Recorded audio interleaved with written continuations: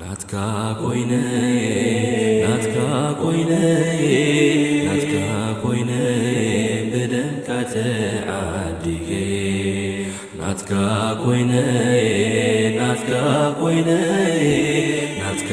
ኮይነይ ደጊማ አቦ ረኺበ ኩሉ ብኣኻ ኾነ ናይ ህይወተይ ምድሓን ሕጂ ረኺበ ኣነ ናይ ዘለዓለም ብርሃን ምእንታይ ዝሞትካ መርገም ዝሰዓርካ ኣምሎ ህይወተይ ናጽነት ኣዊሽካ ኣምሎ ህይወተይ ናጽነት ኣዊሽካ ኩሉ ብኣኻ ኾነ ናይ ህይወተይ ምድሓን ሕጂ ረኺበ ኣነ ናይ ዘለዓለም ብርሃን ምእንታይ ዝሞትካ መርገም ዝሰዓርካ ኣምሎ ህይወተይ ናጽነት ኣዊሽካ ኣምሎ ህይወተይ ናጽነት ኣዊሽካ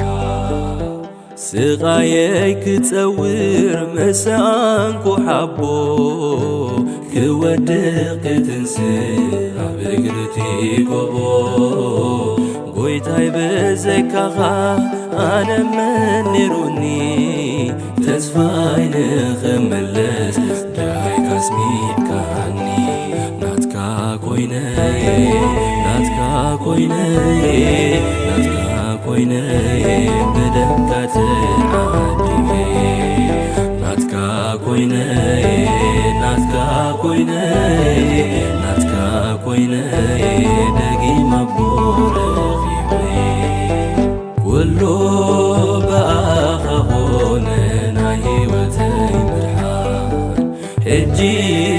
ረኺበ ኣነ ናይ ዘለዓለም ብርሃን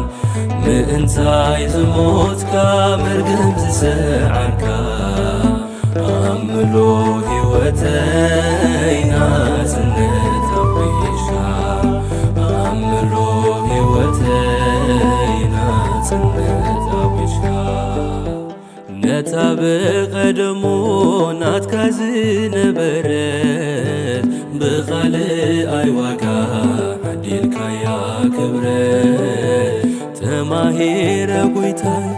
ኣነ ውን ካባኻ ናተይ ንኽገብሮ ነቲ ትሕትናኻ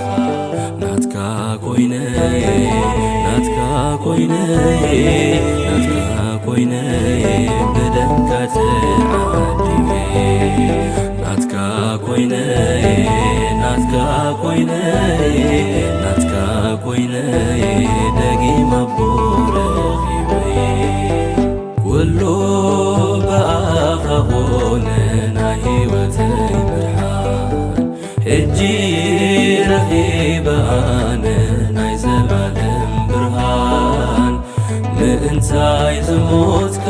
መርገም ዝሰዓርካ ኣምሎ ህይወተይ ናጽነት ኣዊሽካ ኣምሎ ህይወተይ ናጽነት ኣዊሽካ ድኽመተይ ኣሊኻ ሓይለ ዘልበስካኒ ብፍጹም ፍቕርኻ ኣቦ ዝኾንካኒ ራሪካለይ ጐይታይ ክትበኒ ህይወት ልበይ ኳዕኲዕካዮ ብሰናይ ጻውዒ ናትካ ኮይነይ ናትካ ኮይነይ ናትካ ኮይነይ ብደምካ ተዓዲጌ ናትካ ኮይነይ ናትካ ኮይነይ ናትካ ኮይነይ ደጊማ አቦ ረኺበ ኩሉ ብኣኻ ኾነ ናይ ህይወተይ ምድሓን ሕጂ ረኺበ ኣነ ናይ ዘለዓለም ብርሃን ምእንታይ ዝሞትካ መርገም ዝሰዓርካ ኣምሎ ህይወተይ ናጽነት ኣዊሽካ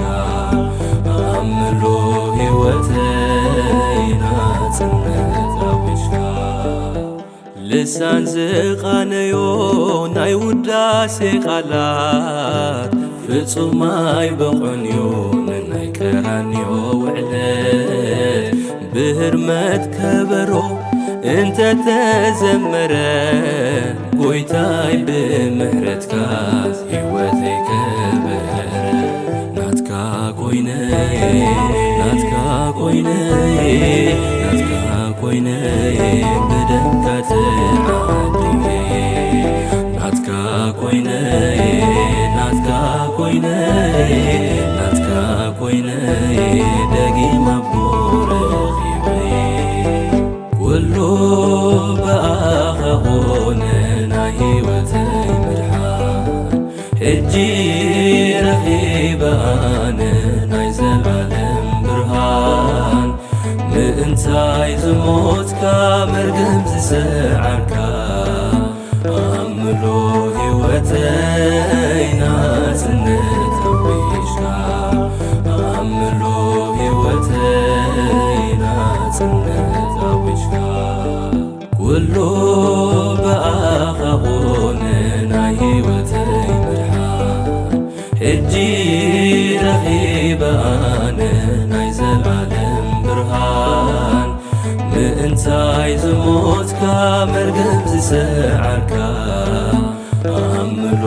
ሕይወተይ ናጽነት